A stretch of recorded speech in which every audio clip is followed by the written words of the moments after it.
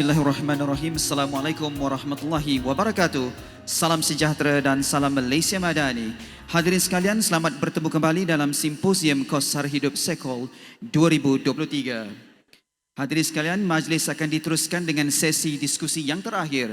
Tajuk diskusi yang keenam adalah Jaminan Perlindungan Sosial Pelengkap Subsidi Bersasar. Sesi ini akan mengupas perkara berkaitan dengan keperluan perlindungan sosial secara holistik untuk mengurangkan kemiskinan dan kerentanan dalam kalangan masyarakat secara inklusif.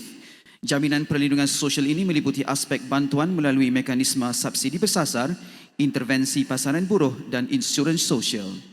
Tanpa melengahkan masa, saya ingin menjemput panelis yang pertama, yang berbahagia Datuk Luqman bin Adam, Timbalan Ketua Setiausaha Makro Kementerian Ekonomi.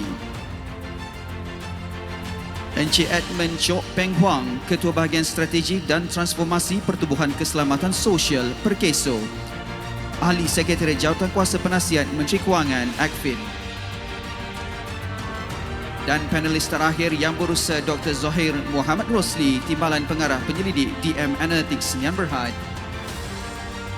Sesi diskusi ini akan dikendalikan oleh yang berbahagia Profesor Emeritus Datuk Norma Mansor, Pengarah Pusat Penyelidikan Kesejahteraan Sosial SWRC.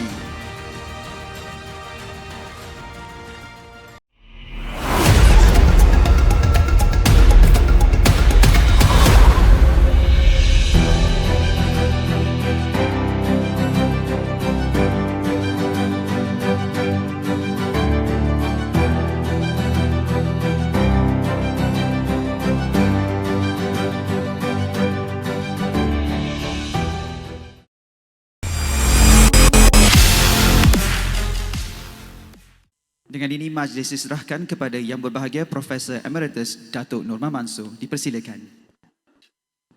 Terima kasih saudara pengacara majlis. Bismillahirrahmanirrahim. Assalamualaikum dan selamat tengah hari kepada ahli panel Datuk Luqman, Cik Edmund Chong dan Cik Zohair. We don't have someone from Baitul Mal. I thought we had only 3 panelists. So that's good. That means we have more time. Yeah. So dan juga Cik Atan, I'm not sure. Dan Datuk Nur Rashikin juga ada dalam audience. Ya. Tuan-tuan dan puan-puan yang saya hormati sekalian. Kita pada tengah hari ini amat bertuah kerana ada 3 panelis yang memang pakar dan juga bidang kuasa masing-masing, ya, dalam tajuk diskusi ke-7 yang kita ada sekarang ini, ya, iaitu jaminan perlindungan sosial pelengkap subsidi bersasar. Ya. Dan pada semalam dan hari ini saya rasa banyak kertas-kertas yang telah dan idea-idea yang bagus yang telah dibentangkan untuk going forward for Malaysia, ya, yang kita perlu melihat semula dan menilai semula setengah daripada usaha yang kita lakukan sebelum ini, ya, ataupun polisi-polisi sebelum ini, kerana ekonomi dan negara Malaysia telah mencapai satu tahap pembangunan di mana tidak semestinya, tetapi ada juga yang masih tidak semestinya kesemua dasar-dasar yang telah berjaya membangunkan Malaysia dan mempertingkatkan kualiti kehidupan rakyat Malaysia ke tahap ini, tidak semestinya polisi yang sama itu akan membawa kita ke tahap yang seterusnya, ya, terutama apabila kita menjadi negara maju, ya. Ada perkara-perkara atau polisi yang dahulunya sesuai kerana ramai di kalangan rakyat Malaysia yang masih miskin, ya. Contohnya 5 dekad dahulu pada tahun 1970, ya, kadar kemiskinan di Malaysia adalah dekat 50%, ya. Tetapi sekarang dalam 6%, ya, itu adalah kadar kemiskinan tegar, ya, seperti yang dinyatakan, yang didapati oleh DOSM. Oleh kerana itu, ada dasar-dasar yang mungkin senang untuk kita jalankan pada tahun 1970, tetapi susah untuk dilaksanakan pada masa ini, ya. So the Economic Planning Unit atau unit perancang ekonomi mempunyai satu tanggungjawab yang besar di mana kita perlu mengubah atau ada di antara rancangan kita yang perlu dilihat semula dan disesuaikan dengan keadaan semasa, terutama apabila Malaysia juga menghadapi beberapa cabaran. Di antara cabarannya ialah yang paling ketara pertama adalah the inequality ataupun ketidaksamarataan ya di antara atau relative poverty di Malaysia. Yang kedua, aging population. Apabila ramai di antara kita menjadi tua ya, maka golongan yang memberikan sumbangan kepada ekonomi akan mengecil. Jadi kerana itu ianya akan melibatkan productivity ataupun growth negara kita. Malah Bank Dunia membuat telahan bahawa sekurang-kurangnya 1/3 ya, daripada GDP growth kita akan berkurang jika sekiranya kita tidak mengambil sesuatu langkah. Yang ketiga ialah the informality atau di mana rakyat atau pekerjaan di Malaysia menjadi atau ramai di antara rakyat Malaysia yang sekarang ini bekerja di dalam sektor formal atau bekerja sendiri ya. Dan ini dipercepatkan lagi oleh COVID yang berlaku baru-baru ini ya, pandemik itu yang telah mengiyakan atau melajukan lagi proses itu. Dan pelbagai lagi cabaran ya, dan apabila kita mengatakan tentang aging population ini, dia juga akan menyebabkan fiskal kita juga ya, dasar ataupun kedudukan fiskal kita, fiskal kerajaan kita juga menghadapi cabaran ya. Dia ekonomi atau sebuah ekonomi itu adalah sesuatu yang circular ya, what goes round comes round, therefore you have to intervene at some point. Dan tajuk kita hari ini jaminan perlindungan sosial, mencegah dan melindungi rakyat daripada jatuh miskin adalah objektif utama perlindungan sosial. Ya. Dan yang ketiga yang sama pentingnya yang jarang disebut adalah sokongan untuk pembangunan diri supaya seseorang itu dapat melibatkan diri di dalam perlindungan, di dalam pembangunan. Jadi ianya bukan sahaja sekadar social aspect of it, tapi sebenarnya ada kaitan dengan pembangunan ekonomi juga. Ya, itu adalah perlindungan sosial yang selalunya tidak disebut. Ya. So ada 3 dimensi dalam perlindungan sosial. Yang paling asas atau yang paling bawah adalah bantuan sosial. Lepas tu insurans sosial atau selalunya apabila disebut oleh setengah-setengah badan atau setengah-setengah penganalisa, insurans sosial itu yang paling asas. Ya, kerana itulah pertamanya yang berlaku apabila berlakunya revolusi perindustrian. Dan polisi pasaran buruh yang mungkin berbentuk pasif dan juga aktif. Subsidi juga bertujuan membantu rakyat untuk mengurangkan kesan tekanan inflasi. Kerajaan membelanjakan berbilion ringgit untuk subsidi saban tahun. Pada tahun lalu saya rasa jumlah ini selalu disebut-sebut adalah 80 bilion dan hampir 40 bilion adalah untuk subsidi bahan api. Seperti saya sebut tadi, ini adalah sesuatu yang mungkin tidak sustainable atau tidak mapan dari segi fiskal kerajaan. Subsidi dan kawalan harga juga diberikan untuk barangan makanan asas seperti beras, telur, minyak masak dan tepung gandum. Dan pendekatannya setiap pembeli tanpa mengira latar belakang ekonomi membayar harga yang sama.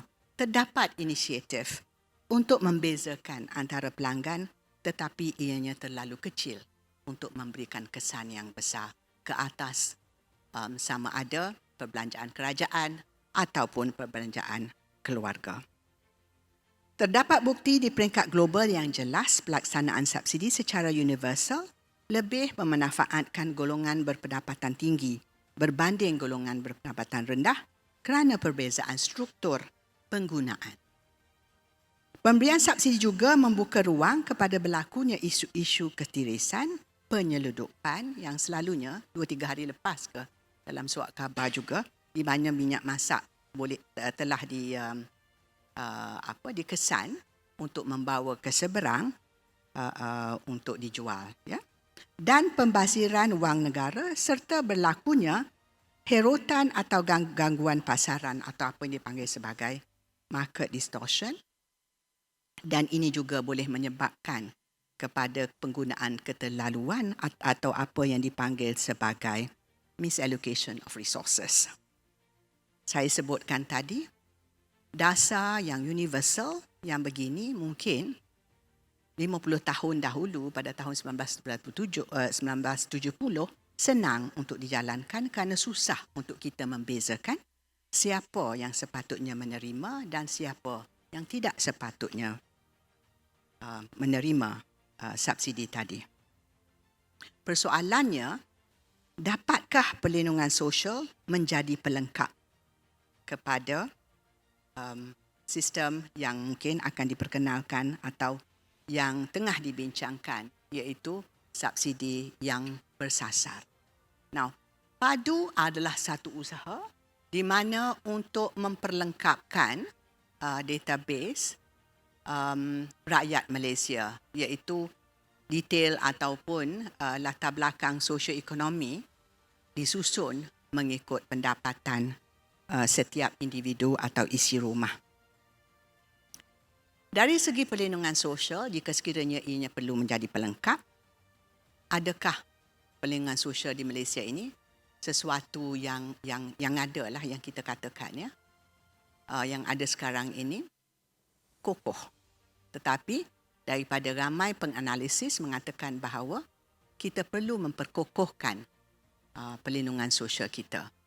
So, untuk mengupas persoalan-persoalan ini, bersama saya ada 3 orang pakar, ya, Dato' Lokman daripada Ministry of Kementerian Ekonomi, ya, dan kita juga ada Mr. Edmund Chong daripada Pekeso dan Encik Zohar daripada DM Analytics, ya. So, saya jemput dahulu Dato' Lokman untuk memulakan perbincangan. Assalamualaikum dan selamat petang. Terlebih dahulu saya ucapkan terima kasih kepada Datuk Moderator kerana memberi sedikit gambaran tentang situasi semasa yang kita alami. Terima kasih juga kepada penganjur kerana menjemput saya pada petang ini untuk share sedikit apa yang berlaku dan apa yang akan berlaku. Kalau kita tengok dari segi bantuan ataupun dari segi social security, dia ada 2 kategori. Satu, dari segi asisten bermaksud rakyat ataupun golongan ataupun rakan-rakan kita yang kurang bernasib baik, sama ada mendapat pekerjaan, mostly yang tidak ada pekerjaan yang tetap. So, tak ada pekerjaan. Sekarang kita ada insurans untuk mereka yang mempunyai pekerjaan, dan untuk insurans saya rasa dah banyak dah dibincangkan. Kita ada Pekeso, kita ada Sokso, kita ada Pencen. Fokus saya pada petang ini lebih kepada bantuan sosial, iaitu bantuan yang diberikan oleh kerajaan. Kalau pada masa-masa yang lepas, kebiasaannya mereka yang mendapat bantuan adalah mereka yang B40 ataupun lower part of M40. Dalam melaksanakan, dalam memberi bantuan kepada rakan-rakan kita ataupun penduduk, kita dapati berlaku apa yang dipanggil inclusion and exclusion error, yang mana mereka yang tak sepatutnya dapat bantuan mendapat bantuan, dan sebahagian lagi mereka yang tidak sepatutnya dapat bantuan tetapi sebaliknya mendapat bantuan.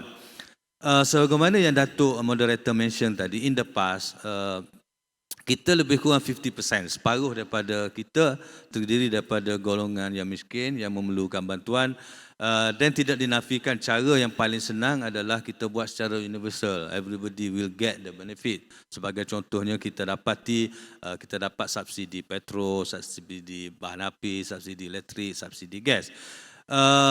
dari tahun ke tahun, bila kadar kemiskinan kita telah menurun kepada 5-4%, so kita dapati banyak ataupun big sum of amount goes to the fortunate ones. So kalau kita tengok dari segi kemiskinan, maksudnya 5% sahaja penduduk kita yang sepatutnya mendapat bantuan, tapi apa yang berlaku lebih daripada itu. So sebagai contoh, kalau kita buat pembandingan, let's say for example kita pergi kepada subsidi petrol. Kalau dibuat pembandingan, kebiasaan secara umumnya golongan-golongan yang lebih bernasib baik kebanyakannya mengguna lebih petrol berbanding dengan grup kumpulan yang M40. So kita dapati berdasarkan kajian lebih daripada 10 bilion pergi kepada golongan yang T20. So menyedari hakikat ni, kerajaan akan work in progress, kita akan memperkenalkan subsidi bersasar. Subsidi bersasar meaning to say mereka yang layak sahaja akan mendapat bantuan yang sepatutnya lah. So untuk memastikan kita memberi keadilan kepada semua, kita akan memperkenalkan padu, pangkalan data utama, yang mana kita akan dapatkan semua data daripada penduduk Malaysia, sama ada secara direct daripada kita ataupun kita dapat data daripada agensi-agensi yang sedia ada. Sebagai contoh, dari segi bantuan, kita ada Jabatan Kebajikan Masyarakat, kita ada Kerajaan Negeri, kita ada zakat dan kita ada institusi-institusi agama lain yang memberi bantuan kepada kita. In the past, untuk menentukan sama ada kita di kategori M40, B40 ataupun T20, mostly kita menggunakan data e-kasih yang disediakan oleh ICU, yang mana kita dapati data ni a little bit rigid. Takes time for us to improve, untuk update. Sebagai contoh lah, kalau kita pergi tengok di PPR, contoh pendudukan miskin, ataupun at one time kita banyak setinggan tau. Kita pergi setinggan, kita tengok kereta dia orang ni, kata takkan ada orang miskin. Tetapi oleh kerana data tidak menunjukkan yang keberadaan mereka sebenar, so mereka masih lagi mendapat sokong bantuan daripada kerajaan. So dengan adanya padu, kita akan integrate semua data-data, be it from federal, daripada state, daripada amanah atau daripada everything. So kita tahu di mana keberadaan kita semua. So let's say kerajaan kerajaan satu masa kerajaan decide, okay, kita akan bantu mereka ataupun isi rumah yang berpendapatan 2,000 ke bawah, let's say for example. Dan kita tahu berapa ramai akan terlibat dan berapa ramai akan mendapat bantuan, berapa bantuan per family, dan kita tahu what will be the cost for the government. So perkara ini akan saya berpandangan akan memberi lebih jelas kepada kerajaan dari segi dasar-dasar who we should help. Instead of, kalau pada masa lepas kita kata B40 dan very general, B40 pula can be ranging from 0 to 2,000 something. So with this padu, kerajaan can decide. Let's say bank negara katakan keluar figure menyatakan untuk orang kita boleh survive, kita memerlukan 1,500. So kita cut off point kita akan jadi 1,500. Dan kita tahu berapa banyak yang kita perlu spend untuk membantu. Dan yang kedua, dengan adanya data padu of which real ataupun near real punya time, kita tahu seseorang pekerja, let's say for example, bulan ni dia sokol dibuang kerja. Dan kita tahu dia jatuh di bawah paras kemiskinan kerana data daripada EPF menyatakan tidak ada lagi caruman daripada. So on the spot, by next month, kerajaan boleh mengambil tindakan untuk membantu rakan-rakan kita yang kurang bernasib. So dari segi padu, dua elemen. Satu, elemen data terperinci.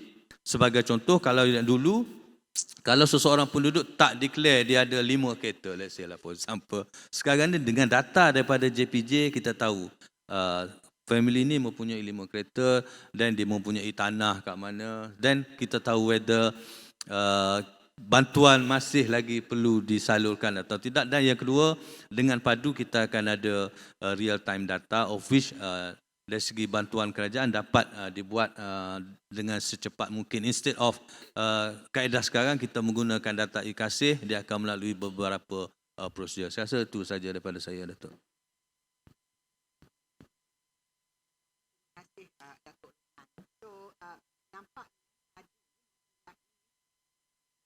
Adu mempunyai data yang terkini, ya, Datuk. Jadi close to perfect information, kalau saya boleh katakan, ya. Dan okay, we come to some of the discussions that from our findings, ya, bahawa apabila kami menjalankan penyelidikan nationwide survey, Malaysia Aging and Retirement Survey, dalam 20 atau 30% dari responden, survey kami ni ke semua negeri lah, random sampled daripada DOSM, 20 atau 30% daripada responden kami tidak mengetahui tentang bantuan-bantuan yang mereka boleh mohon, ya. So I think mungkin ada usaha-usaha lain di mana untuk mendapatkan atau untuk sampai kepada mereka-mereka supaya mereka boleh diregisterkan, ya, atau boleh masuk dalam data padu lah, ya. So as Datuk Lokman was saying, is work in progress. So kita mengalu-alukan. So Mr. Edmund, ya, Perkeso, bagaimana Perkeso dapat memperlengkapkan, ya, dari segi insurance, social dan juga labour market, ya, labour market intervention untuk memperlengkapkan subsidi bersasar ini. Thank you, Datuk Moderator. Before I actually go into the details apa tu social protection, I think it is important for us to understand that social protection ataupun keselamatan sosial tu is merupakan satu ekosistem yang memberi impact dari segi income layering ataupun protection daripada poverty, as what Datuk Lokman said. Dalam ekosistem keselamatan sosial, there's always 3 layer yang I always look at it as a pyramid. Yeah, the bottom layer yang I would say the safety net yang paling rendah is actually social assistance, which can be in the form of subsidy ataupun cash transfer. The second layer adalah social insurance, di mana bantuan-bantuan atau faedah-faedah keselamatan sosial adalah datang daripada caruman-caruman. So it's the same thing macam Perkeso ataupun EPF. But the point is that social assistance layer is always tax funded. Yeah, and the top layer is always the private insurance. Private insurance is di mana siapa yang boleh afford it, you go into the private insurance. So all of this dilihat sebagai satu jaringan keselamatan sosial, di mana if you fall into the risk of life, yeah, the risiko-risiko seperti kemalangan, penyakit dan sebagainya, if a Malaysian has a private insurance, the private insurance fund the protection atau support the protection. Tetapi if you don't have the private insurance, then you talk about social insurance yang selalunya mandatory. Pekerja-pekerja ini akan dapat bantuan daripada Perkeso ataupun agensi yang sepatutnya. And sekiranya kalau Perkeso gagal melindungi, meaning that mungkin dia bukan seorang pekerja, then you have the social assistance layer, which is the minimum social net untuk jaringan sosial yang untuk at least to keep the person alive ataupun untuk kelangsungan hidup. But if you understand the whole concept, social assistance is tax based. So if we do not have, if all of the Malaysians are inside the social assistance layer, who are going to pay taxes to finance the social assistance layer? So that's the dilemma. So the fourth pillar ataupun the teras keempat is actually the labour market intervention. For the whole system to work, you would actually perlukan this labour market intervention untuk memastikan golongan yang berada di social assistance tersebut masuk ke social insurance layer, di mana mereka akan memberi majikan pekerjaan yang akan memotong caruman untuk to finance the whole social insurance layer. So that way it's much more sustainable. So when you look into these 3 layers, the risiko-risiko yang kita perlu look at is of course the life cycle approach. Yeah, when we talk about social protection, it has to be the kitaran hidup, which is from the cradle to the grave, from the womb to the tomb. Yeah, basically, if we look into pendapatan kita selalu naik mengikut pengalaman. But when we talk about social assistance and bantuan sosial ataupun dari segi kewangan, the impacts of the whole life cycle bukannya bergantung kepada pengalaman. Ya, for example, sebuah keluarga, ya, satu keluarga yang mempunyai mungkin baru pasangan yang baru berkahwin. Maybe the income is good, pendapatan tu mencukupi untuk dua orang, tetapi apabila mereka mempunyai anak-anak, the income is no longer able to support that family. So this is where we feel that certain targeted subsidies should come in to support that family. Ya, ataupun in other words, ada keluarga, let's say for example, yang menyara hidup and all that. If an accident happens, the poverty line, pendapatan akan berkurang because why? Mereka keluar daripada pekerjaan because of kemalangan ataupun loss of employment, kehilangan pekerjaan and so on. So this is where maybe kalau social insurance layer, we have to bring it up and they are actually looking into the prevention of poverty. But at the same time, like all of us in this room, one day kita akan reach the age of 60, all of us will then rely into our social protection system. For example, yang pegawai-pegawai kerajaan, there is the pension system. Bagi yang dalam private sector, we have the EPF and so on. But of course, these systems have to be enough and adequate, yeah, because social protection systems have to be adequate, or else it's not going to be irrelevant. But in the case of subsidy, yeah, when we talk about subsidy realization ataupun when we realize the subsidy, I like what Dato' Lokman has mentioned. When we look into removing the subsidies, or I would say it's not removing the subsidies, it's rationalizing the subsidies. Selalunya subsidies, when we are targeting it, maybe when the subsidy was created in the old days, there wasn't any technology. Yeah, there wasn't any technology. So the best is to have a subsidy which is to cut across everything. And when you talk about cut across everything, there's always inclusion errors as well as exclusion errors. But in our personal opinion, it is better to have inclusion errors rather than to have exclusion errors. That's why subsidies were designed to cut all. But as Malaysians develop, for example, our gaya hidup has changed. The subsidies that we prepare for petrol especially, the one with the bigger cars, kereta yang lebih besar, are enjoying better subsidies. The one with the bigger houses with air conditioning and so on are the one that enjoys the subsidies. So there is a need to rationalize, because when you talk about, bila kita bercakap mengenai keselamatan sosial, it's all about redistribution of wealth.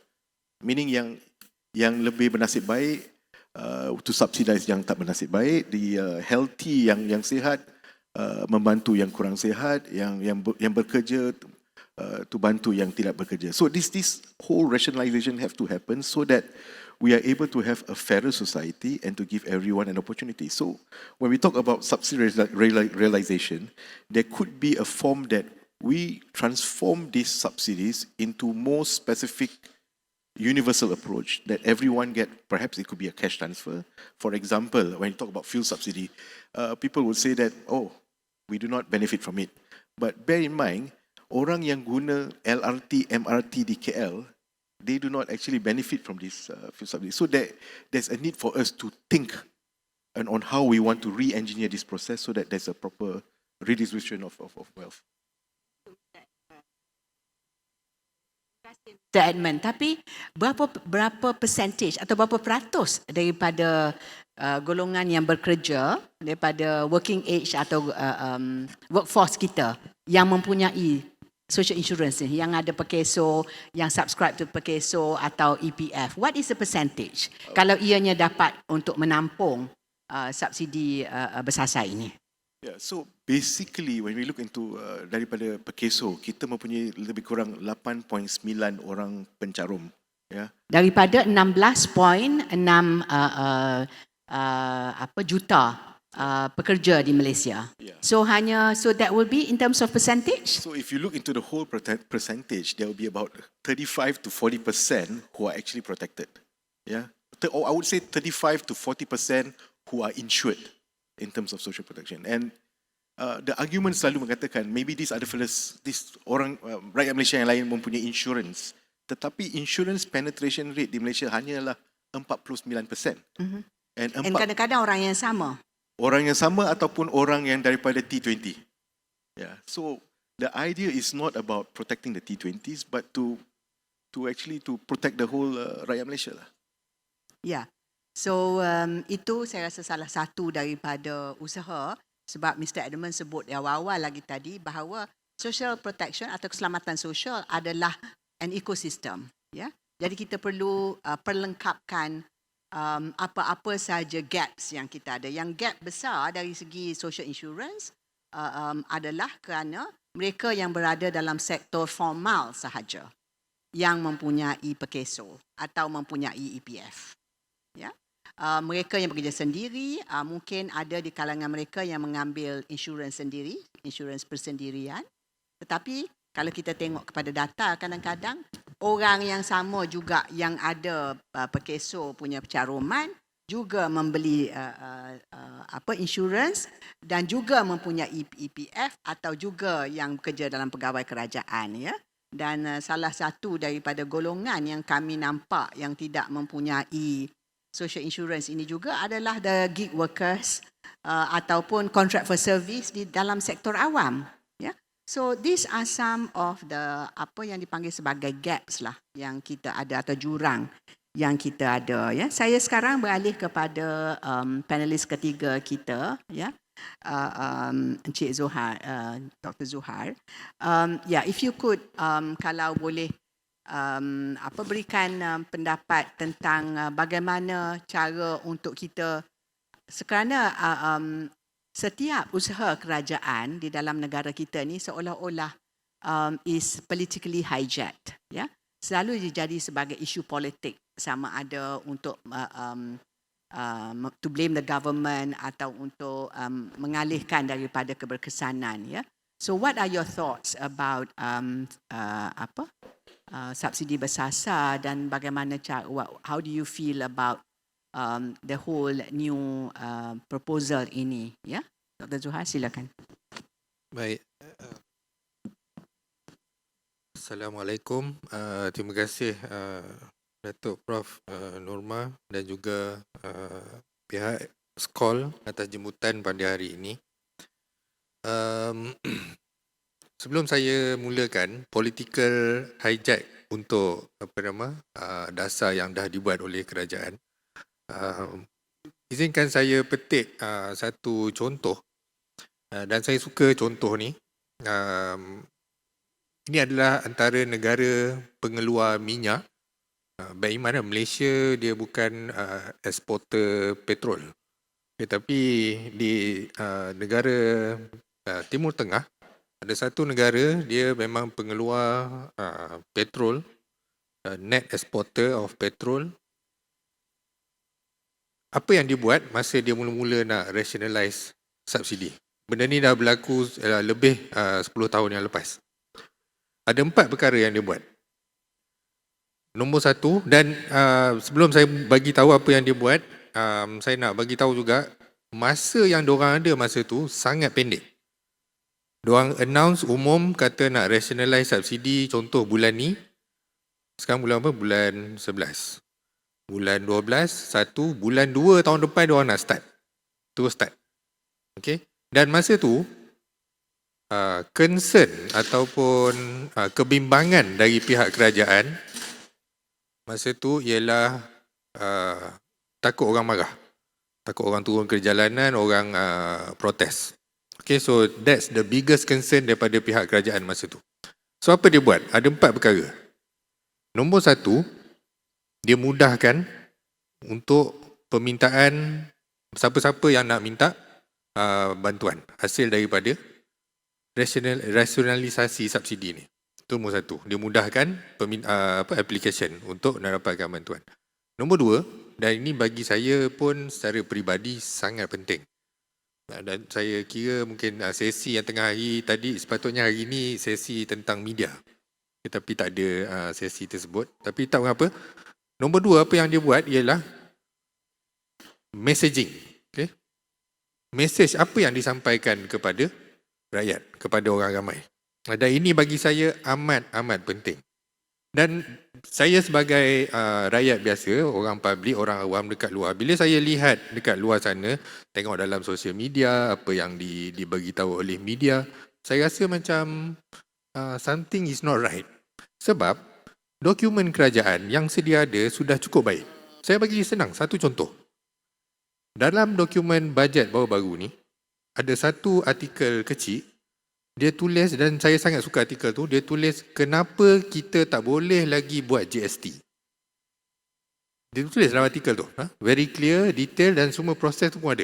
Dan saya pelik kenapa tiada media take up benda ni. Dan maybe sebab sometimes it is too technical, tapi boleh disimplifikan, disenang fahamkan supaya orang ramai boleh faham.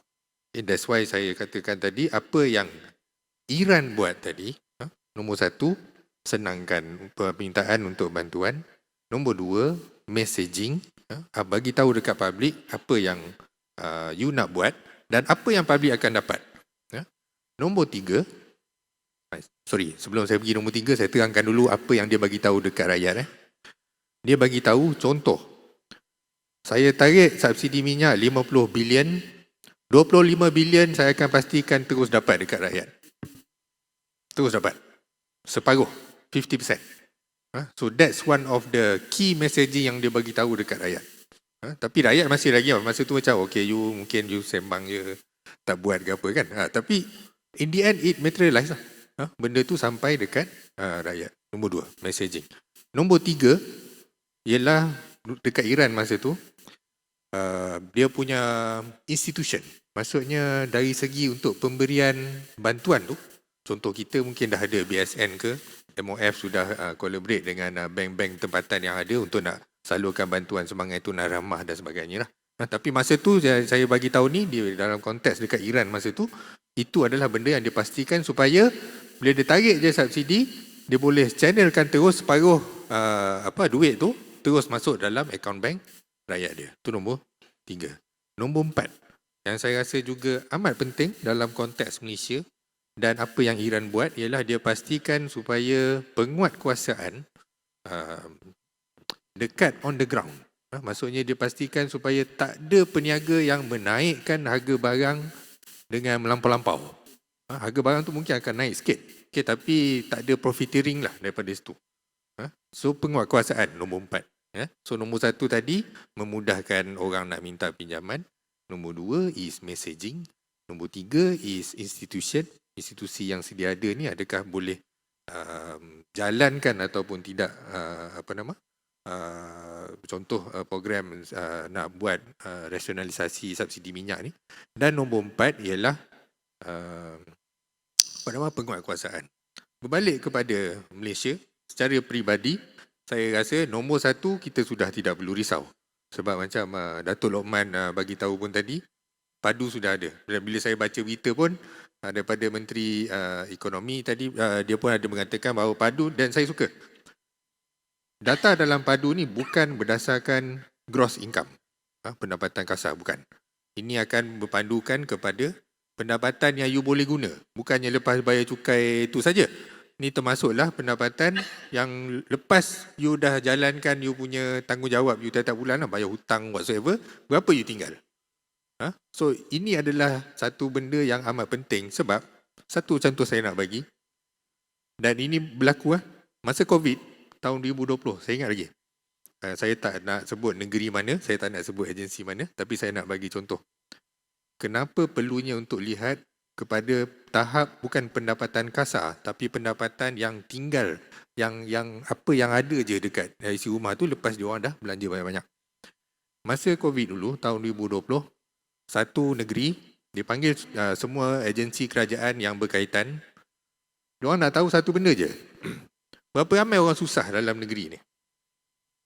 Ada 3 agensi yang berkaitan. Bila tanya, satu agensi kata ada 1,000 orang susah. Dan ada agensi kata ada 5,000 orang susah. Lagi satu agensi kata sebenarnya ada 10,000 orang susah. Jadi setiap agensi mempunyai maklumat yang berlainan. Dan ini bukan salah agensi itu. Sebab kadang-kadang sumber data pun berlainan. Dan cara setiap agensi itu nak classify sama ada orang ni susah ataupun tidak juga berlainan. Dan yang agensi yang kata 10,000 orang susah tu, dia punya data berdasarkan kepada pendapatan boleh guna. Maksudnya dia akan tengok sama ada lepas you dah tolak. Contoh saya dah bagi duit kat mak ayah saya bagi duit dekat isteri saya dah bagi duit dekat adik-adik saya pergi sekolah sebagai contoh. Dan berapa in the end tinggal untuk saya. So dia punya kadar untuk dia panggil pendapatan garis kemiskinan tu berdasarkan kepada pendapatan yang tinggal, disposable income. So nak elakkan political hijacking ni adalah dua benda tadilah yang daripada 4 perkara yang saya rasa di Malaysia perlu dan amat penting. Satu is messaging, point nombor 2 yang Iran buat tadi. Nombor 3 ialah nombor 2 ialah penguatkuasaan. Dari segi institusi saya rasa tidak ada masalah. Iran pada masa tu dia boleh cover orang dalam masa 3 bulan tu, dia dapat kutip data dalam 80% individu penduduk di Iran. 80% terima bantuan tu. Dan dia punya application senang je. Dia buka, dia kata okey, siapa yang nak bantuan datang daftar dengan kami. Tapi di Malaysia sekarang tiada masalah, kita sudah ada padu, dan kita punya sumbangan tunai rahmah tu pun sebenarnya dah cover about 60%. 60% daripada populasi dewasa yang kita ada sekarang. So dari segi institusi tu saya tak rasa ada masalah. Cumanya saya rasa dari segi pelaksanaan kemudian kalau boleh just bagi secara tunai lah. Jangan buat dengan guna kad ke. Nak kena ada kad pula untuk nak tunjuk yang kita ni susah dan boleh swipe dekat petrol station. Sebab tak ada negara dalam dunia ni yang buat macam tu. So selagi senang sebenarnya just bagi tunai. Prof. Terima kasih Dr. Zuhair. Itu jelas sekali ya, empat cara yang dilakukan oleh negara Iran ya. Apabila mereka nak merasionalisasikan subsidi bahan api kalau tak silap saya ya. Itu yang dijalankan. Mungkin kita juga boleh ambil pedoman daripada situ. Sebelum saya pergi kepada pusingan yang kedua atau soalan yang kedua kepada ahli-ahli panel, mungkin ada soalan daripada audience ya, daripada rakan-rakan kita di dalam audience ini ya, kerana saya difahamkan daripada jabatan kerajaan, daripada agensi-agensi yang terlibat ya, dan juga Baitul Mal dan sebagainya. So boleh kita dapatkan soalan sebelum kita pergi kepada round yang seterusnya ya, pusingan yang seterusnya. Ada soalan? Ada. Silakan. Sila jelaskan, berikan nama saudara dan dari agensi mana untuk senang untuk rekod. Ya. Bismillahirrahmanirrahim. Assalamualaikum warahmatullahi wabarakatuh. Salam. Saya Muhammad Zakaria daripada Kementerian Kemajuan Desa dan Wilayah.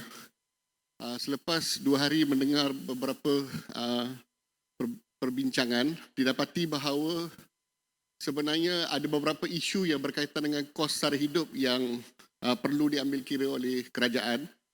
Jadi saya ambil data daripada Institute Engineers of Malaysia, IEM, memberi contoh bahawa gaji engineers daripada tahun 2003 hingga 2023 tidak naik, adalah sama.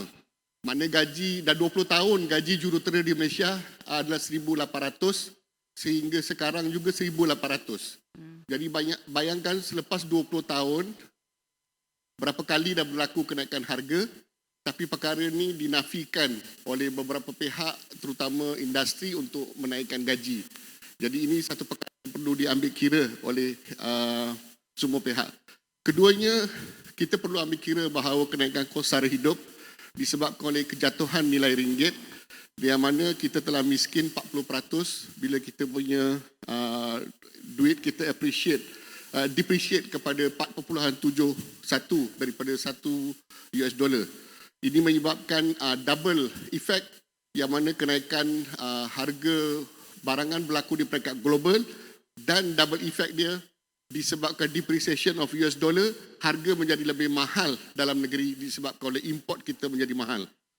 Ketiganya, kita melihat bahawa berlakunya kenaikan OPR ataupun overnight policy rate oleh Bank Negara sebanyak 5 kali pada tahun lepas. Pada tahun ini 5 kali. Jadi dia menyebabkan kenaikan harga termasuk interest rate bagi perumahan dan menyebabkan harga kos meningkat. Dalam Quran disebut la ta'kulur riba adha'afa mudha'afah. Janganlah kamu makan riba berganda-ganda.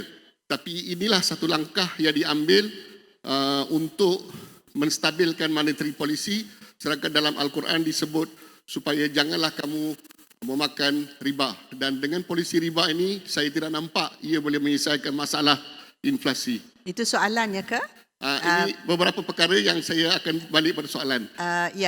Sila berikan soalan. Ya. Satu lagi, pemberian subsidi juga sebenarnya mengekang, menyebabkan dan kawalan harga menyebabkan mengekang kenaikan gaji. Sebab bila kerajaan memberi subsidi kepada subsidi pada minyak masak dan juga telur, kemudian kerajaan mengawal harga gula, kerajaan juga mengawal harga beras, menyebabkan ramai lagi menjadi miskin. Sebagai contoh, petani. Kalau di Korea mereka adalah jutawan. Di Malaysia kita tetapkan harga beras RM2.60 sekilo, sedangkan daripada tahun 70-an sampai sekarang harga dia tidak naik. Okey. Dan sepatutnya dah 10 kilo RM36. Okey, terima kasih. Ya, terima kasih. Dan juga satu lagi, penetapan gaji minimum. Kerajaan sendiri menetapkan gaji minimum RM1,500 dan dia adalah jauh di bawah paras garis kemiskinan, itu RM2,589, dan menyebabkan ramai menjadi miskin. Dan pada masa yang sama, kerajaan minta kita basmi kemiskinan. Okey. Jadi government itself set the policy lower threshold, dan pada masa yang sama government mengatakan kos sara hidup tinggi. Terima kasih. Jadi ini satu adalah polisi yang bertentangan antara satu sama lain, dan Okey. dia perlu diselesaikan oleh kerajaan. Terima kasih. Terima kasih. Saya ambil satu lagi soalan dan tolong ringkaskan soalan supaya kita boleh menjawab bersama. Ada soalan lain, silakan. Puan. Tak ada Puan di sini dahulu ya. Ya. Silakan Puan. Mikrofon tak ada yang bergerak. Tak ada mikrofon bergerak. Okey, ada di belakang. Datuk Lokman, you can take down that question. I think it's directed to you. Silakan. Okay, Bismillahirrahmanirrahim. Assalamualaikum warahmatullahi Waalaikumsalam wabarakatuh dan salam sejahtera. Saya Noraini Ismail daripada Universiti Tenaga Nasional. First of all, saya sangat tertarik dengan Prof. Datuk berkenaan dengan 20 hingga 30% yang tidak mengetahui tentang bantuan-bantuan yang dimohon. Untuk makluman, sekarang saya membuat kajian PhD di Universiti Teknologi Malaysia dan focusing on gig economy workers. Dan sampling saya adalah food riders. Okay, so itu memang sahabat saya turun padang, so interview dalam 250 respondents dan kebanyakannya memang tidak mengetahui tentang keselamatan sosial. Okey. Dan kemudian berkaitan dengan belanjawan pada tahun 2024, ada mengatakan akan diadakan Suruhanjaya Pekerja Ekonomi Gig. Okey, so kalau boleh dapat info yang lebih Gig, detail. Suruhanjaya Pekerja Gig. Suruhanjaya Pekerja Ekonomi Gig. Ekonomi Gig. Dalam Suruhanjaya. tinjauan ekonomi 2024. Ya, Okey. dari Economic Outlook. Muka surat berapa? Sebab Oh. Datuk Lokman ni daripada Ministry of Economy. Jadi, Okey. tak ingat muka surat tak berapa ingat ya? surat Okey, berapa, tak apa. tak We ingat. can do the reference Tak apa. later. Later on pun tak apa. Cuma, Okey. So soal itu je Okey, ke? okey, yang sebenarnya dua soalan dia. Yang pertama, adakah pekerja ekonomi gig ni berpotensi untuk mendapat benefit macam pekerja tetap? Sebab mereka pun bekerja lebih daripada 45 jam satu minggu. Sebab ada negara-negara yang mereka ada polisi yang certain kalau diorang meet certain hours, diorang akan dapat benefit sama dengan pekerja tetap. Okay, so saya tak sure dekat Malaysia macam mana polisi dia. Itu saya nak confirmkan. For you. And then the second thing is, ada tak potensi untuk kerajaan macam make it compulsory keselamatan sosial like Perkeso, EPF and PJ memang tak boleh lah kan. So adakah potensi untuk macam tarik mereka as a compulsory lah untuk mereka especially for their retirement Terima later kasih. on. Thank you Terima very kasih. much. Terima kasih. Saya rasa cukup dulu dua soalan. Minta maaf saudara. Kita datang balik ya. Let them respond to Datuk Lokman dulu.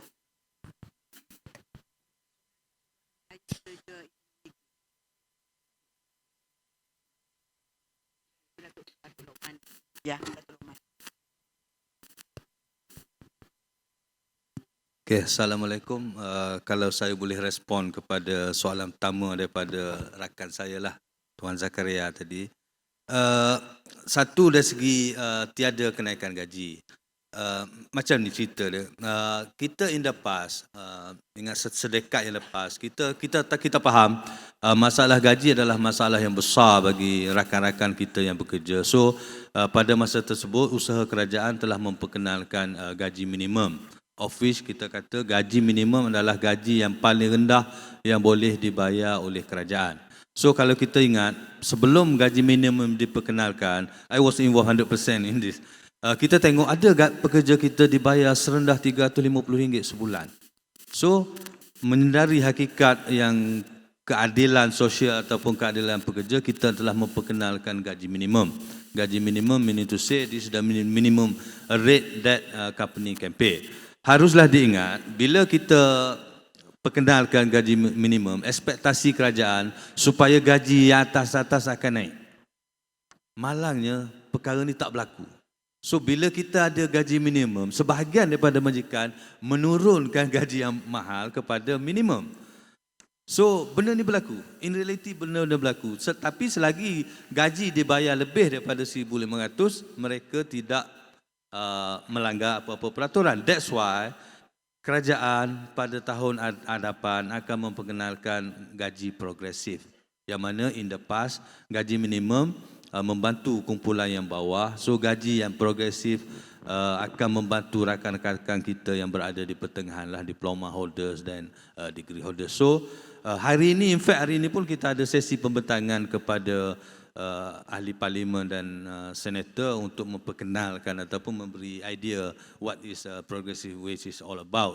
So esok kita akan bentang di parlimen kertas putih berkaitan dengan progressive wage, yang mana kita akan menentukan setahap mana gaji yang patut dibayar kepada rakan-rakan kita yang berada di tengah lah, macam rakan saya sebut tadi untuk engineer dan semua sekali. InsyaAllah kita akan laksanakan pada pertengahan tahun hadapan.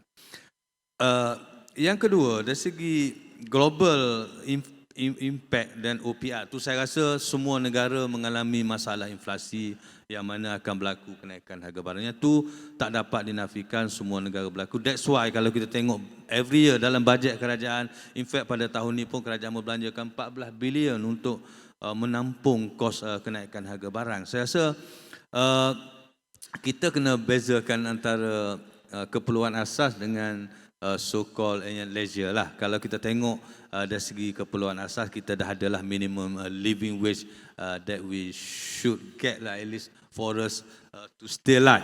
So saya rasa isu pasal kejatuhan harga ringgit ni, saya rasa secara umumnya setiap negara mengalami masalah yang sama dan tak dinafikan kita mengalami masalah juga. That's why kalau kita tengok from time to time, kerajaan cuba untuk mengambil langkah-langkah ataupun memperkenalkan dasar-dasar yang ADN membantu untuk kita menampung dari segi kenaikan kos. Dari segi OPR, saya rasa saya bukan orang yang sepatutnya menjawab, tapi berdasarkan pembincangan kita dengan Bank Negara, kalau kita tengok walaupun kerajaan telah review OPR beberapa kali, tapi kalau kita tengok rate satu, rate dia masih lagi rendah berbanding dengan yang berlaku sebelum COVID lah. Kalau kita tengok sekarang 3.0, sebelum ni dia dah melangkaui 3.0 pun. Yang kedua, yang ni adalah satu daripada strategi kerajaan. Kalau kita tengok, kalau OPR kita terlalu rendah, dan bila US meningkatkan kadar interest dia, banyak pelaburan akan lari, dan in fact kita punya pelaburan pun akan keluar kerana being a businessman, dia akan tengok mana lagi yang lebih mendatangkan keuntungan. So kalau kita tak tingkatkan, walaupun kita tingkat tapi tak setinggi yang sebelum COVID, tapi langkah tersebut telah diambil memandangkan kita masih lagi memerlukan investment sedia ada di dalam negara, mengelak mereka daripada keluar daripada Malaysia. Yang ketiga, yang keempat, saya rasa dari segi kekangan gaji, subsidi itu, saya rasa that's why saya mention tadi kita akan ada memperkenalkan inisiatif baru berkaitan subsidi. Kalau dulu kita kata subsidi to open, now kita bersasar tak semua item yang akan kita bagi subsidi. So that some of the item kita akan lose, of which market will control the price.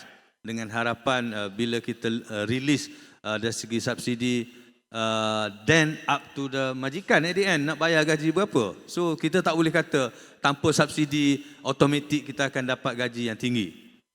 Sebab gaji somehow is the rights of the employers, except for minimum wage lah, obviously they have to pay more than 1,500 for the current rate. Untuk isu, sorry lah saya kena bercakap banyak ke Datuk sebab banyak isu dia bangkitkan. Untuk isu yang menyatakan, rakan saya kata bila kita perkenaan minimum wage rendah daripada dipanggil garis kemiskinan, kita kena tengok dari segi angle berbeza. Minimum wage is based on individual workers. So 1,500 for workers. Tetapi garis kemiskinan kita tengok kepada household. Then kita tengok by household we can see more than one. Normally the higher you go up in the dia punya hierarchy, the more we work in a family. Normally kalau ikut suatu masa dulu kita pernah buatlah kajian. Secara purata 1.6% per household yang akan bekerja. So kalau 1.6 darab dengan 1,500, somehow dia akan melangkaui garis kemiskinan yang kita telah bincang sebenarnya tadi. So untuk Puan Nur ni saya minta maaf lah dari segi tu saya tak pasti that I came across about it. Dan untuk gig workers ni kalau kita dua angle kita kena tengok. Angle pertama, gig workers dia tak ada majikan. Bila tak ada majikan, dia tak tertakluk kepada Employment Act 1955. So we cannot regulate because dia tak tertakluk pada Employment Act. So we cannot do anything. But government bagi inisiatif of which dia orang boleh mencarum secara sukarela. So dia actually on their own. Dia nak, so bila dia tak mencarum, meaning to say dia on the first place tak nak mencarum. So untuk kita mewajibkan dia mencarum adalah sesuatu yang bercanggah daripada hasrat awam mereka, of which they want to be free. They don't want to have a majikan. Knowing that Z generation, dia orang ni lebih kepada freedom. Bila dia nak kerja, dia on kan dia punya tu, dia kerja. Dia tak nak kerja, dia off kan dia punya handphone. So dia so-called generasi Z ni dia lebih memandang kepada kebebasan. Dan kerajaan setakat ni tidak ada lagi hasrat untuk mewajibkan caruman terhadap gig worker. Saya rasa itu saja pasal Datuk. Terima kasih Datuk Lokman. Okey, Mr. Edmund, kalau boleh menjawab soalan tadi dan mungkin boleh sambung terus dengan seperti yang Datuk Lokman sebut tadi secara sukarela. Although EPF is not here, tapi Perkeso pun ada yang daripada informal sector dan juga secara sukarela nak untuk mencarum ya. So please you can respond to both. Datuk Lokman has actually been answered quite elaborately on the first question. So I'm going to touch a little bit on the gig worker. I think terima kasih pada Datuk Lokman kerana on the introduction of what is the gig worker. Some like to use the term shared economy. The platform work takkan wujud kalau tak ada orang yang nak membeli makanan, tak ada restoran makanan dan tak ada the P-hailing rider. So it is a shared economy.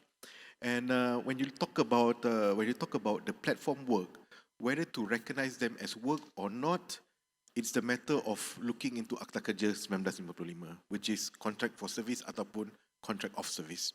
So if you look in this case, tiada relationship ataupun hubungan antara majikan, the master servant relationship antara majikan dengan pekerja, and because it's based on these three parties, tiga parti ni dalam the whole platform. In the whole world, there's a lot of debate. Adakah mereka pekerja atau tidak? Adakah mereka layak untuk gaji minima atau tidak? There are models where in UK, when you look into UK, dalam case Uber in UK, pemandu-pemandu Uber telah pun have been recognised as worker. And because of that, mereka layak untuk minimum wage, mereka layak untuk pelbagai-bagai faedah ataupun statutory requirement sebagai seorang worker. And that has actually increased the cost of Uber. See, the idea of gig economy ataupun platform is to disrupt. When you disrupt, you have better pricing.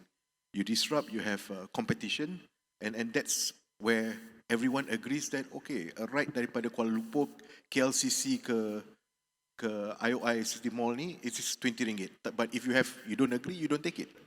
So the idea of gig economy is to make it more competitive. But the idea of Malaysia, when you talk about it, sejak tahun 2020, when you talk about zaman PKP, we saw a lot of shift daripada pekerja formal ke informal. And that's where Perkeso got very worried because why? When you talk about this gig worker ni, in our opinion, on Perkeso's opinion, you are actually going into a trap. Because when you talk about the platform work, a lot of things are not mandatory. Caruman is not mandatory, but untuk P-hailing and E-hailing, kerajaan telah membuat ia mandatory, tetapi untuk sektor-sektor lain, ianya masih lagi voluntary, secara sukarela. But when you talk about this income trap, these pekerja gig, they are not covered in any form of social protection when it comes to EPF. Mereka tak ada simpanan untuk EPF. Kebanyakan mereka yang berada di sektor informal tidak mempunyai perlindungan Perkeso. Mereka tidak dilindungi di bawah OSHA, the Occupational Safety and Health Act. So there's a lot of things and it's already proven in an OECD report that a gig worker, half of them could not even afford medical care. So it's very dangerous. So the idea is that we need to strike a balance untuk pastikan that the platform work remains competitive so that everyone, it actually reduces a lot of things. It reduces costs. If we look into competition, the traditional taxis lost to platform economy. But when there's no competition, that's where prices may also increase. But when formalizing them, do we recognize them as workers sebagai pekerja formal or not? I think that's a question that the whole world is still trying to actually explain. Yeah, that's all. Thank you.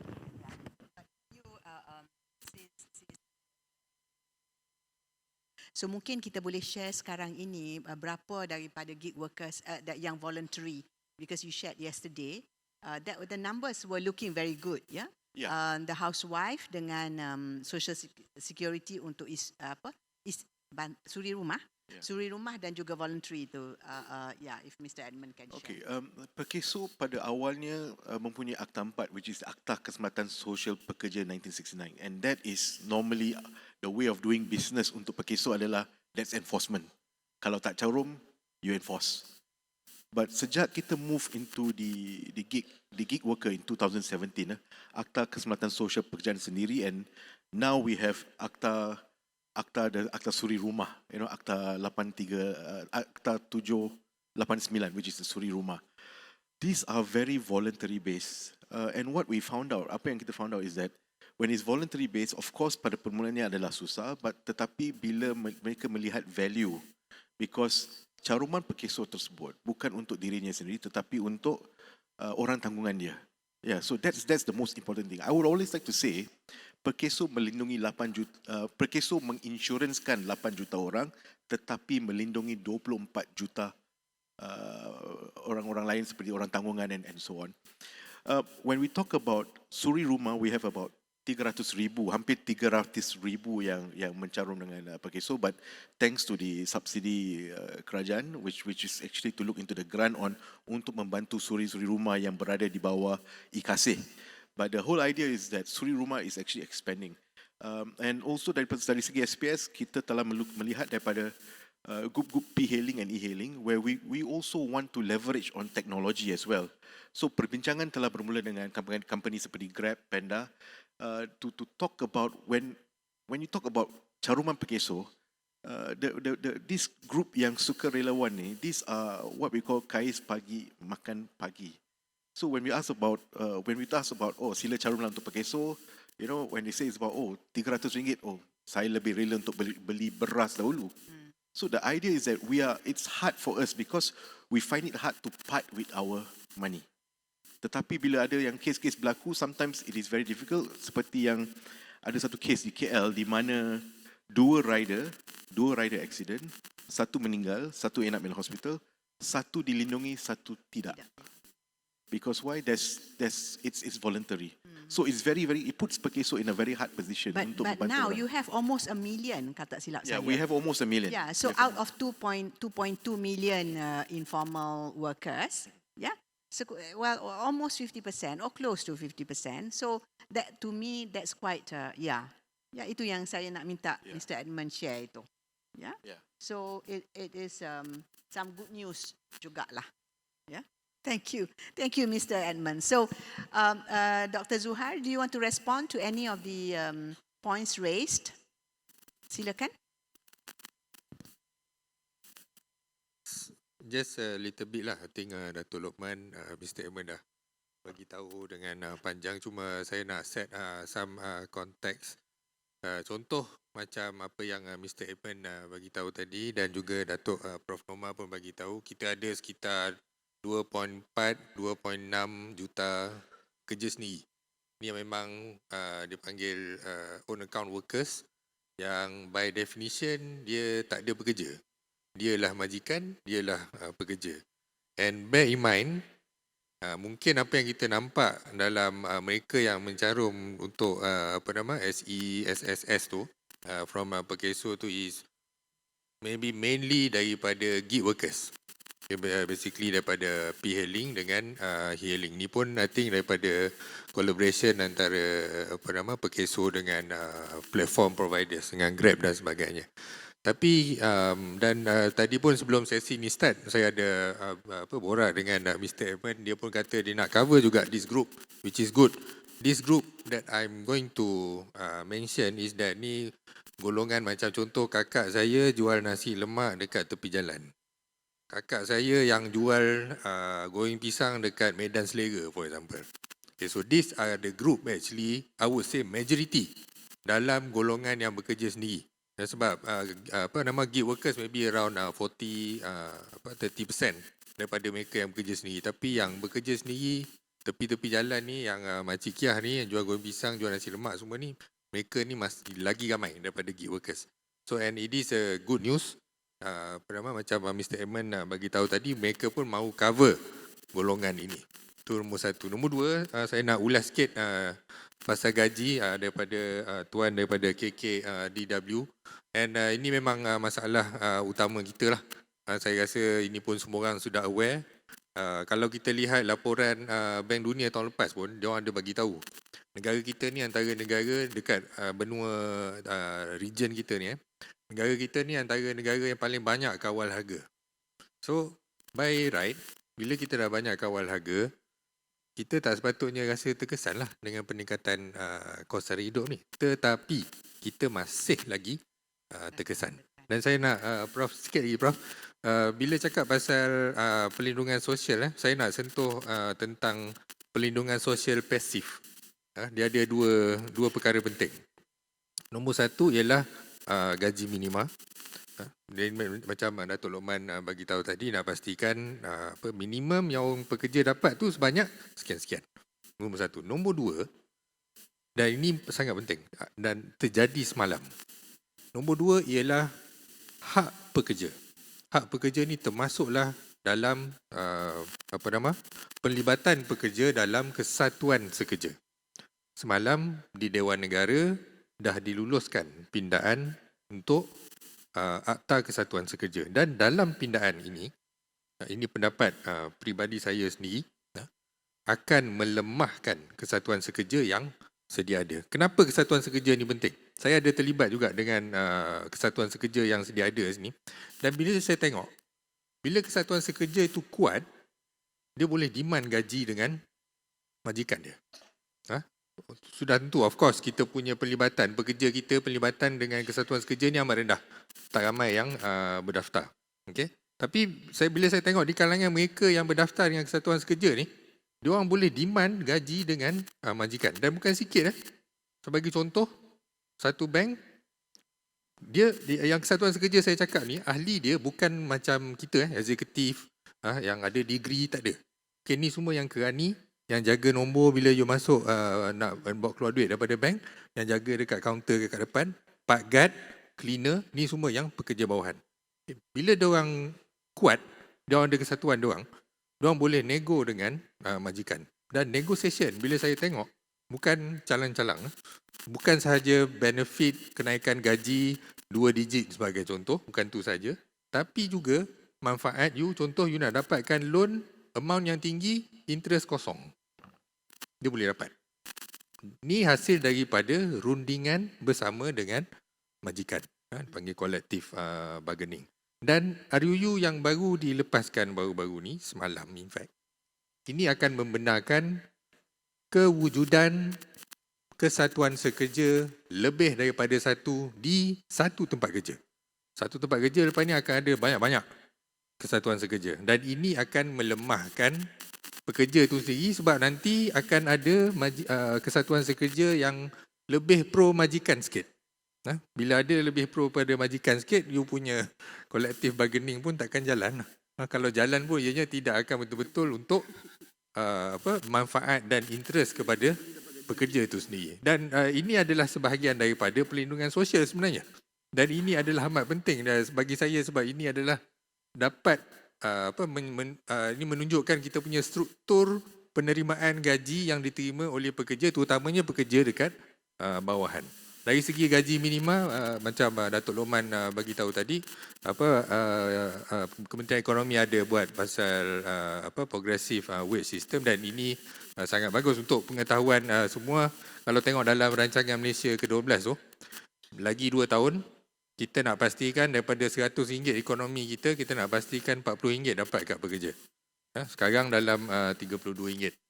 So untuk nak memastikan dapatnya RM40 tu, salah satu inisiatif yang dijalankan oleh kerajaan, iaitulah progressive wage system. Baik, Terima kasih Dr. Zuhar. Saya kena menyusun jari 10. Mohon maaf kepada tuan yang nak bertanya yang ketiga tadi sebab masa tak mengizinkan. Saya kena berhenti sesi ini jam 4 petang. So, saya nak ambil peluang ini nak bertanya untuk menggulung lah kepada, dan saya harap tuan boleh bertanya kepada panelis selepas ini ya. Dan insyaAllah ya. Dan saya nak ini sebagai untuk menggulung. Tapi untuk menggulung tu saya ada soalan kepada ahli panel kita untuk menggulung.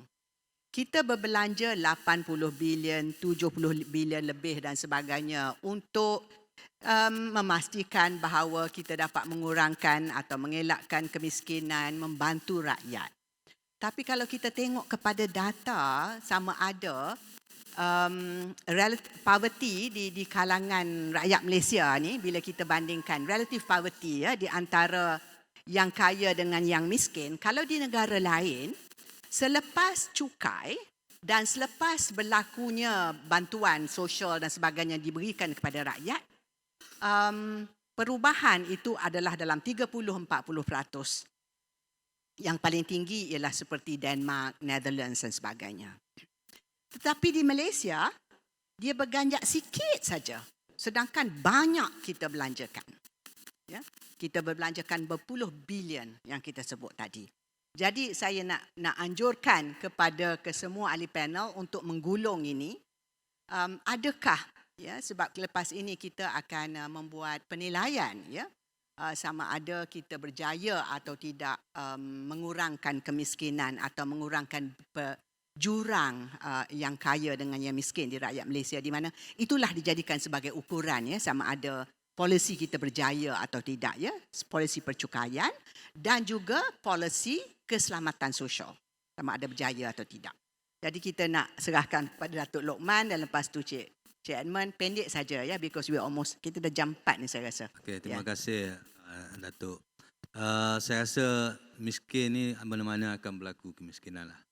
So dalam negara kita, dua senario yang berlaku kenapa kita tak dapat nak eliminate kemiskinan. Yang pertama, kalau kita tengok dalam kalangan yang miskin dia ada dua kategori. Satu yang mampu dan boleh buat kerja, of which kita boleh bantu melalui minimum wage, boleh bantu melalui intervention untuk dapat pekerjaan.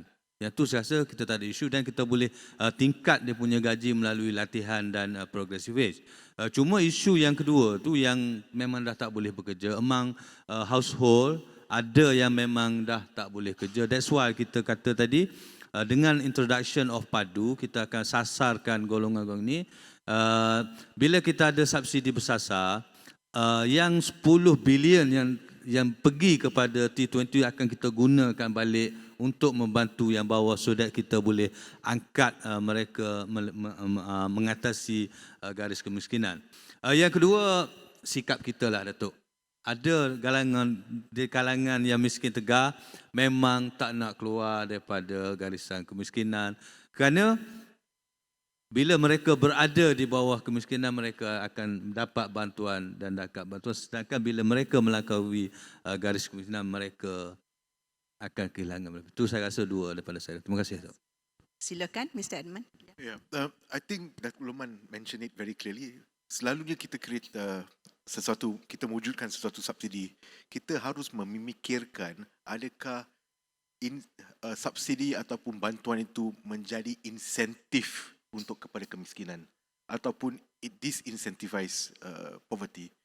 Most often kalau if a good policy is designed, misalnya when it comes to yang program subsidi upah, the idea of program subsidi upah adalah untuk memberi subsidi kepada majikan untuk upah semasa COVID, tetapi syarat-syarat yang diletakkan adalah pekerja-pekerja yang layak di bawah majikan tersebut haruslah berdaftar dengan PKSO.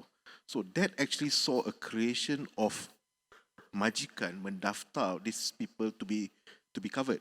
So we need to create policies that you need to incentivize a person to get out of poverty, keluar daripada poverty, rather than you create an incentive just to disincentivize To something. incentivize for them to remain poor, Yeah. supaya mereka boleh mendapat bantuan. Okey, silakan Dr. Zuhair.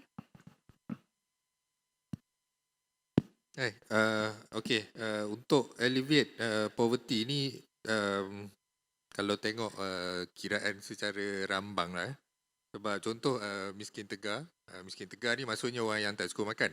Dan tak silap saya, Kementerian Ekonomi pun memang nak menoktahkan kemiskinan tegar. Dan ini memang bagi saya secara peribadi memang sepatutnya dinoktahkan pun. Apa maksud kemiskinan tegar ni ialah orang yang tak cukup makan lah. Dalam negara yang kaya macam kita ni, tak sepatutnya ada orang yang tak cukup makan. Cumanya, sama macam Datuk Lokman cakap tadi, akan ada orang miskin. So, untuk orang yang tak cukup makan, kita tak sepatutnya ada. Tapi mungkin ada orang miskin, dia tak cukup duit isi minyak motor, tak cukup duit nak bagi duit anak dia pergi sekolah, tak cukup duit nak bayar sewa rumah. Itu mungkin kita akan masih lagi ada orang miskin yang sebegitu. Kalau tengok laporan Bank Dunia pun baru-baru ni dia ada tunjuk. Dia kata contoh, tadi Datuk Lokman mention 10 bilion dapat dijimatkan instead of bagi subsidi minyak dekat orang yang berpendapatan tinggi. Yang tu memang dah confirm, satu, boleh tolong noktahkan kemiskinan tegar. Nombor dua, daripada laporan Bank Dunia tu, kadar kemiskinan kita sekarang, kalau kita jimatkan duit daripada subsidi minyak tu, transfer masuk dekat orang yang miskin ni, kadar kemiskinan kita boleh potong paling kurang separuh. Maksudnya kalau sekarang kita punya kadar kemiskinan ni sekitar 6%, nanti bila kita dah boleh buat transfer balik dekat isi rumah yang miskin ni, kita boleh bagi kadar kemiskinan kita sekitar 3%.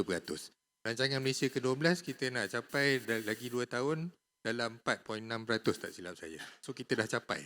Dah boleh capai sasaran dalam rancangan Malaysia ke-12. Itu saja.